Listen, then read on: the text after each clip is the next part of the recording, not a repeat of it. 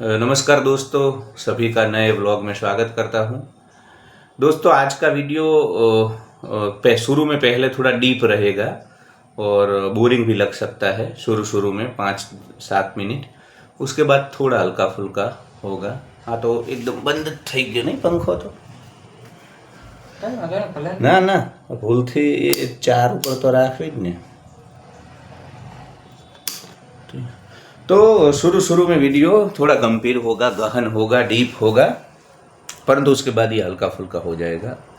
दोस्तों, आपको मैं थोड़ा विषय बोल दूं कि कल कुछ लोग मेरे दोस्त हैं, रिश्तेदार हैं, वो जीपी पहुंचे हैं। हिमाचल प्रदेश तीर्थन वैली करके एक जगह है।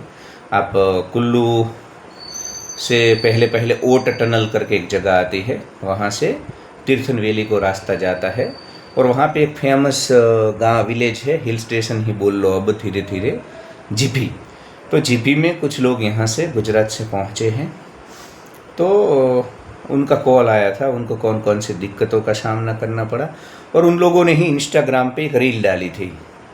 तो वास्तव में वो लोग बहुत ही परेशान हुए थे, क्योंकि रास्ते में उनकी गाड़ी का पंक्चर हो गया और वहाँ जा कर के भी इनको जो उनका होम स्टे कुछ उन्होंने ऑनलाइन बुक किया था, वो मेन रास्ते से आधा किलोमीटर ऊपर था। तो वो चढ़ाई करके जाने में इनको तकलीफ़ पड़ी। फिर जहाँ वो रुके हैं, वो होम स्टे वाला जो बंदा है, उसने जिस प्रकार की सुविधाएं बोली थी वो वहाँ पे नहीं थी। कुल मिला करके काफ़ी सारी ऐसी चीज़ें इनको सामना करना पड़ा कि जो एक्सपेक्टेड नहीं थी। अब इन्होंने फिर एक रील डाली सोशल मीडिया पे, मतलब इंस्टाग्राम पे, कि वो जीपी में हैं और ऐसे सॉन्ग वॉन्ग एडिट करके। तो इधर दूसरे जो लोग हैं बहुत सारे, वो सब थोड़े ईर्ष्या में चले गए, दिखावे में चले गए। उनको लगा कि भाई ये लोग वहाँ पे जलसे कर रहे हैं, मज़े कर रहे हैं, और हम इधर गुजरात में बैठे हैं।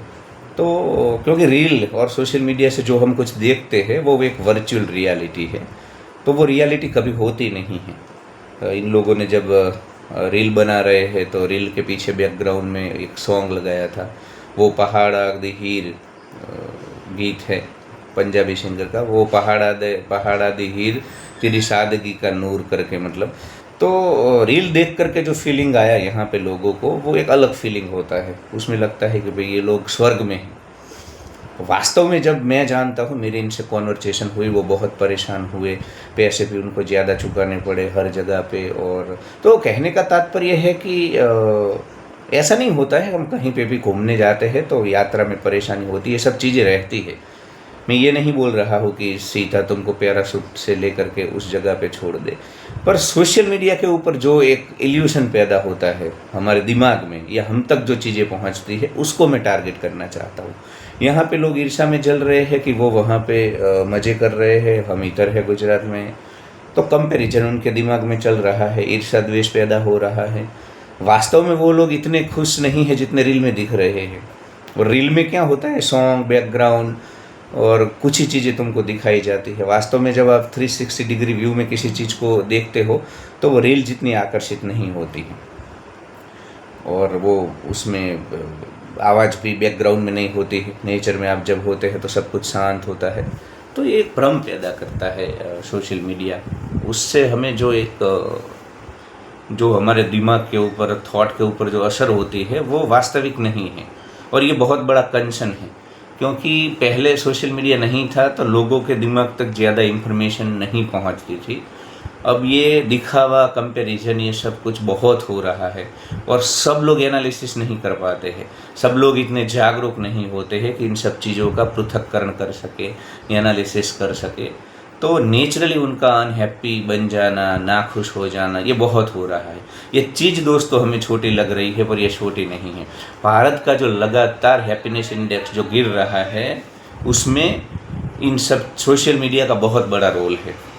और लोग कंसंट्रेट नहीं कर पा रहे अपने काम में, रोज़मर्रा के जीवन में, क्योंकि सोशल मीडिया एक काल्पनिक दुनिया तुम्हारे सामने रख रहा है। ऐसा जीवन नहीं हो सकता है। तुम 365 दिन ऐसे नहीं घूम सकते हो। क्योंकि तुम भारतवर्ष में हो, तुम गोरे नहीं हो। भारतवर्ष में हमने बहुत सारी परमानेंसी क्रिएट कर ली है, रेट रेस की परमानेंसी है, सोशल स्ट्रक्चर की परमानेंसी है, विवाह संस्था की परमानेंसी है, तो काफ़ी सारी परमानेंसी है। इसके बीच में तुम ज़्यादा से ज़्यादा 10 दिन घूम सकते हो कहीं पहाड़ों में जा कर के। तो मैं नहीं चाहता हूँ कि तुम बाकी के 350 दिन यहाँ पे ना खुश रहो। मैं चाहता हूँ कि तुम 365 दिन 24/7 ताउम्र खुश रहो। और उसके लिए ही वेदांत और सनातन धर्म ने इतने बहुत सारे शास्त्र लिखे हैं, फिलोसॉफी बनाई है, दर्शन हमें दिया है। तो ये सब हो रहा है। तो ये दोस्तों अब थोड़ा गहन गंभीर चर्चा करते हैं। वेदांत के अनुसार ये संसार माया है। वेदांत बोलता है कि तुम जब जन्मे थे तब तुम्हारा नाम नहीं था। उस वक्त जो चेतना थी, शुद्ध चेतना तुम्हारी थी, वही चेतना तुम हो, उसका कोई नाम नहीं था। फिर 4-5 दिन के बाद तुम्हें कोई नाम दिया जाता है। फिर जैसे तुम बड़े होते हो तुम्हें तुम्हारा फैमिली दिया जाता है, उससे तुम अटैचमेंट कर लेते हो। फिर जाति बिरादरी थोड़े बड़े होते हो, फिर रिलीजन, उससे तुम अटैच हो जाते हो। फिर तुम्हारे एरिया से तुम अटैच हो जाते हो, एथनिसिटी से तुम अटैच हो जाते हो।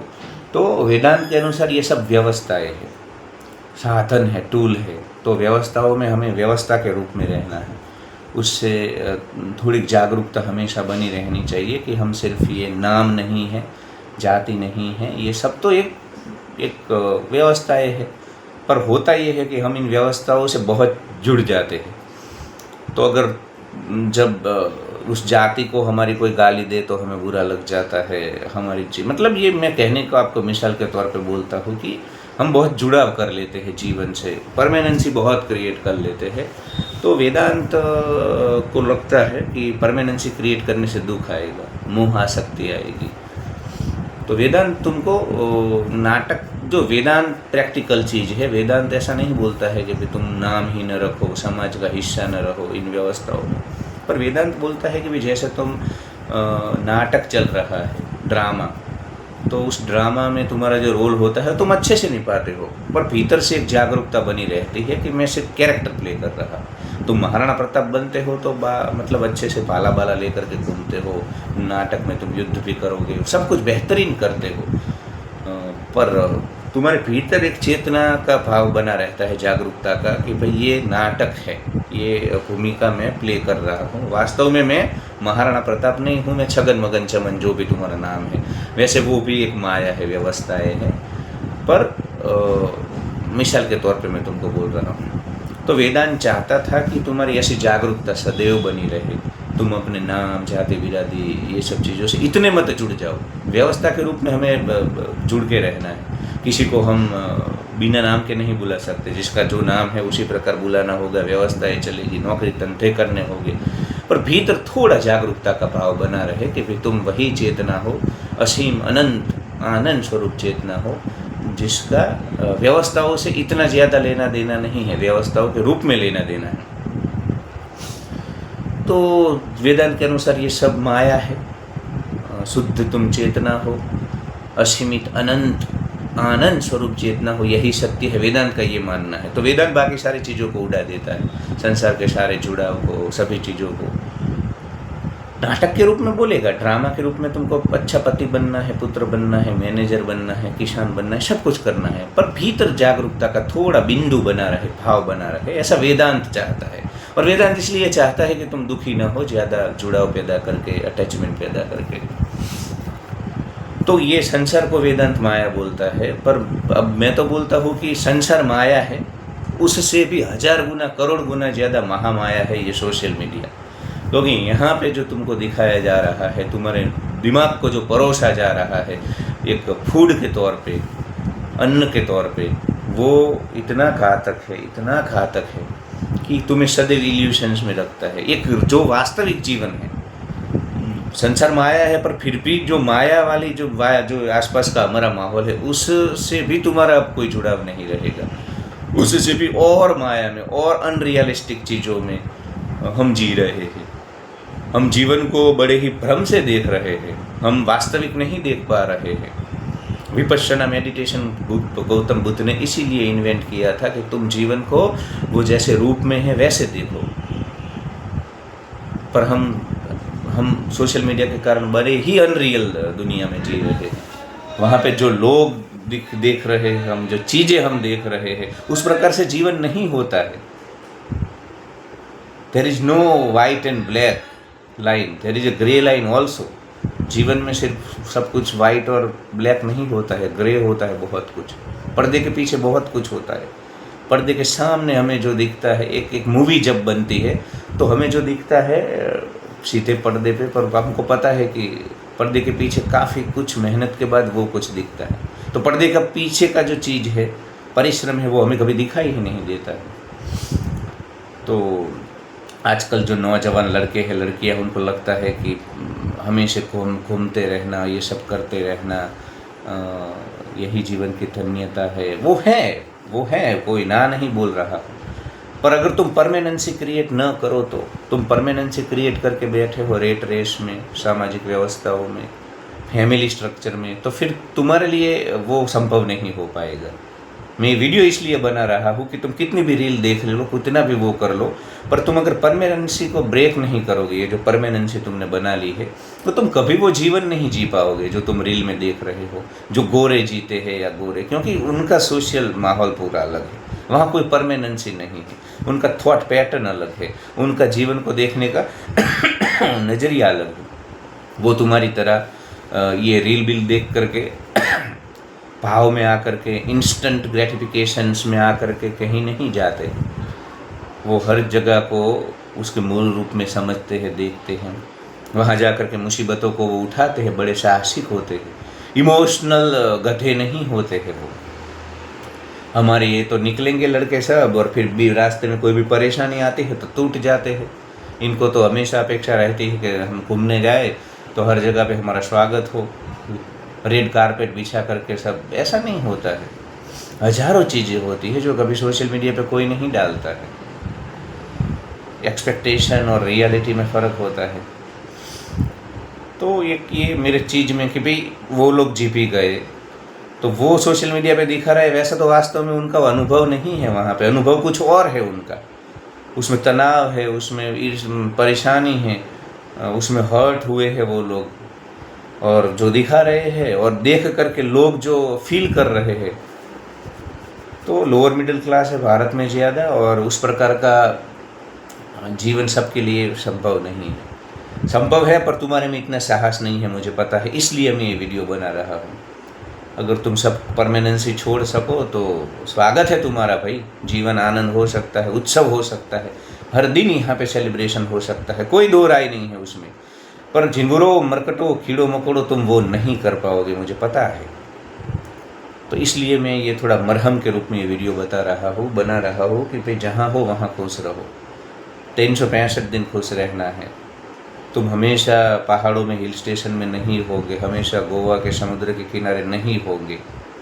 तो तुम जहाँ हो, जिस गली में हो, वहाँ पे खुश रहने का प्रयास करो। तुम्हें खुश रहना होगा, क्योंकि ये तो मूर्खता होगी अगर तुम वहाँ पे 350 दिन दुख में रहो, तनाव में रहो, ईर्ष्या में रहो, द्वेष में रहो, अधूरे रहो, एम्प्टी रहो, खाली रहो, और फिर 10 दिन पहाड़ों में ये जो खालीपन है उसको भरने के लिए जाओ। ऐसा नहीं होता है। पहाड़ों में भी खुश रहना है, यहाँ पे भी खुश रहना है, हर एक सिचुएशन में खुश रहना है। यही वेदांत चाहता है, श्रीमद् भगवद गीता चाहती है। तो थोड़ा सोशल मीडिया को कम यूज़ करो और थोड़ा विवेक अपना जागरूक रखो, अपनी बुद्धि को जागरूक रखो। वहाँ पे जो दिखाया जा रहा है वैसा जीवन नहीं है, वो एक कल्पना है, एक इल्यूशन है, भ्रम है, कल्पना है, काल्पनिक दुनिया है। और ये इंद्रियां है ना हमारी, चंचल बंदर जैसी है, इसको तुम जितना दिखाओगे उतनी ज़्यादा उछल कूद करेगी।